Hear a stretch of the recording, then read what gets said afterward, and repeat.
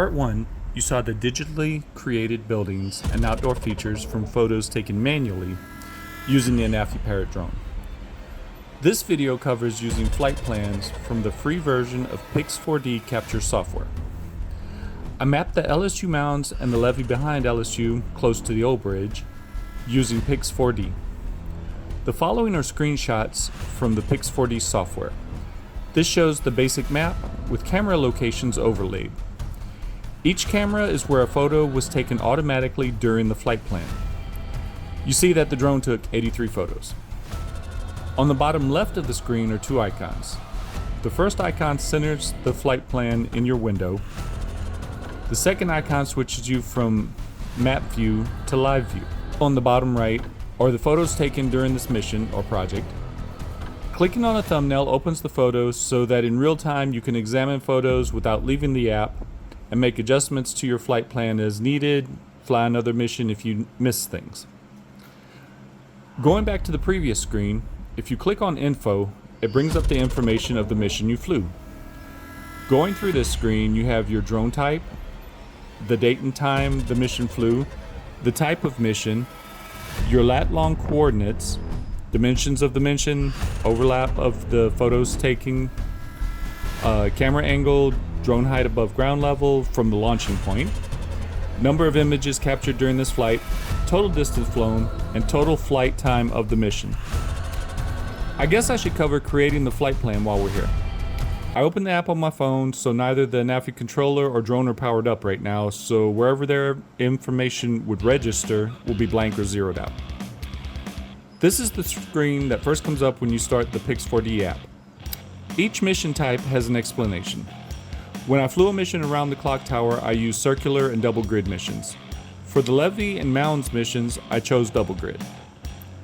Click double grid and it brings you to the mission configuration screen. Move the little balls around to resize your mission, and the arrows inside the grid allow you to turn the entire mission clockwise or counterclockwise so you can properly line it up. The 55 on the left is the meters above ground level from your takeoff point that the mission will fly at. On the top right of the screen, to the right of the word Anafi, click the sprocket icon. Here you can set the rest of the mission parameters. There may be another screen where you can choose a specific speed instead of just somewhere on the slow to fast spectrum, but I haven't experimented with the app enough yet to discover that screen. I processed the photos in Metashape using the same workflow from previous videos. Import your photos into your project. Align the photos. Once the alignment finishes, we have the start of our point cloud. Zooming in, we can see the shape of the model already taking form, including how it looks in a 3D view instead of being only the top-down view of flattened photos, which photos comprise this model. Next, go to Tools and Optimize Camera, but instead of walking you through building the dense cloud, mesh, and texture, we'll instead skip ahead to that finished product. So here we are, zooming in, we see the levee area in 3D view. In the middle of this model are stairs ascending the levee, and on top are some trees and a group of flags. From this single pass of 80-something photos, the stairs and their railings were not rendered into 3D form, and the flagpoles, flags, and trees on top of the levee do not appear at all.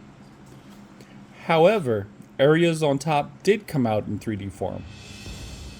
On a bench, two gentlemen sit, and you can make out their forms, just not like their faces and the specifics of who they are. The square blocks on top of the levee each hold a tree, and the flag poles are in the center of these squares with trees in them. As you can see though, the trees, flagpoles, and the flags on the flagpoles do not appear in this 3D model. This is probably due to the number of photos taken, only 80 something instead of a few hundred photos. Here are the LSU Mounds, created from a flight plan in Pix4D. Here's the side view, and we'll just kind of swing around here.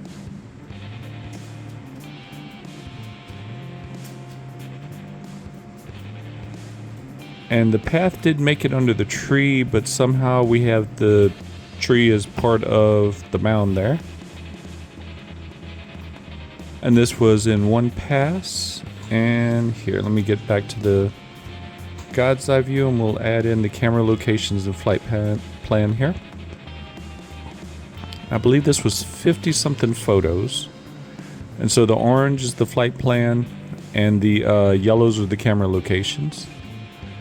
And so here's the extent of how far out the photos took on this this mission.